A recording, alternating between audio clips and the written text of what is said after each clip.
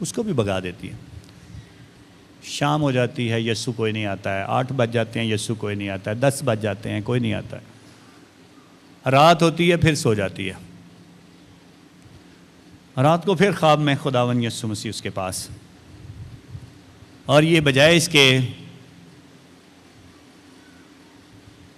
کہ کوئی بات یسوع مسیح سے کرے، گلہ شروع کر دیتی ہے، کہتی ہے یسوع مسیح تو نے میرے ساتھ اچھا نہیں کیا، میں سارا دن تھک گئی ہوں کام کر کر کے، میں نے گھر کی صفائیاں کی، یہ میں نے کیا وہ کیا، اور سارا دن اور شام تک میں انتظار کرتی رہی لیکن تو نہیں آیا ہے۔ تو یسوع مسیح نے کہا میں تو آیا تھا لیکن تم نے مجھے قبول نہیں کیا۔ میں عورت کی صورت میں ایک مددگار بن کے آیا تھا کہ میں تیری مدد کا طلبگار تھا لیکن تو نے میری مدد نہ کی۔ میں ایک فقیر کی صورت میں تیرے پاس آیا تب بھی تو نے کچھ نہ کیا، اور ایک چھوٹے بچے کی صورت میں تیرے پاس آیا تو نے اس پر بھی ترس نہ کھایا۔ دیکھ میں تو تیرے گھر میں آیا تھا لیکن تو نے میرے لیے اپنا دروازہ نہیں کھولا ہے، میرے لیے تو نے اپنا دروازہ نہیں کھولا ہے۔ اور کلام فرماتا ہے اگر تم ان چھوٹے میں سے کسی ایک کے ساتھ کرو گے تو وہ میرے ہی ساتھ کرو گے۔ شاگردیت کا مطلب یہ ہے یسوع پر ہماری نظریں ٹکی ہوں اور ہمارے ہاتھ دونوں سائیڈوں سے یہ دیکھ رہے ہوں کہاں تک میں کسی کی مدد کر سکتا ہوں،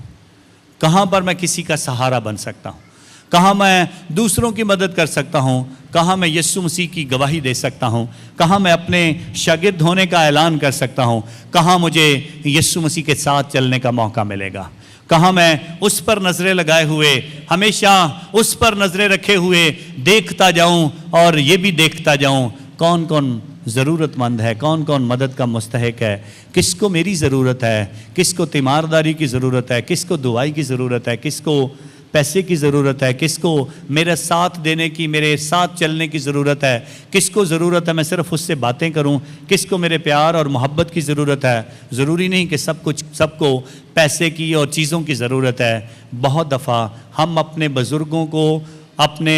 والدین کو، اپنے بزرگ لوگوں کو وقت بھی نہیں دیتے ہیں، دوائی تو دور کی بات، ہم ان سے باتیں بھی نہیں کرنا پسند کرتے، ہم انہیں علیحدہ کر کے چھوڑ دیتے ہیں اور پھر کہتے ہیں ہم مسیح ہیں، اچھے ہیں، ہم نیک ہیں۔ خداوند آج آپ سب کو یہ دعوت دینا چاہتا ہے، آپ یسوع کے شاگرد بننا چاہتے ہیں تو نیک بنیں۔ آپ یسوع کے شاگرد بننا چاہتے ہیں تو پھر مقصد ایک ہی ہونا چاہیے، یسوع مسیح ہمارا مقصد ہے۔ آپ یسوع کے ساتھ چلنا چاہتے ہیں تو پھر نظریں اس پر ہوں، اور جو اس کے مددگار لوگ ہیں جنہیں مدد کی ضرورت ہے، جو اس کے ساتھ چلنے والے ایماندار ہیں، ہم ان کی ضرورتوں سے آنکھیں بند نہ کریں، ہم ہمیشہ ان کی مدد کریں۔ اور اسی لیے یتیم، بیوہ، محتاج اور جتنے بھی ضرورت مند ہیں، غریب ہیں، ہمیں ہمیشہ ان کی مدد کرنی چاہیے۔ اور اس لیے یسوع مسیح کہتا ہے تمہارے کاموں سے لوگ جانیں کہ تم کس کے شاگرد ہو۔ ہمارے کام اچھے ہو جائیں اور ہم نیک مسیح بن جائیں۔ خدا آپ سب کو برکت دے تاکہ آپ خدا کی باتوں پر غور کر کے ہمیشہ اسی کے نام کو جلال دیتے جائیں اور اس کے اچھے شاگرد بن کر اس دنیا میں ایک اچھی گواہی جو ہے وہ سب کے سامنے پیش کریں۔ آمین۔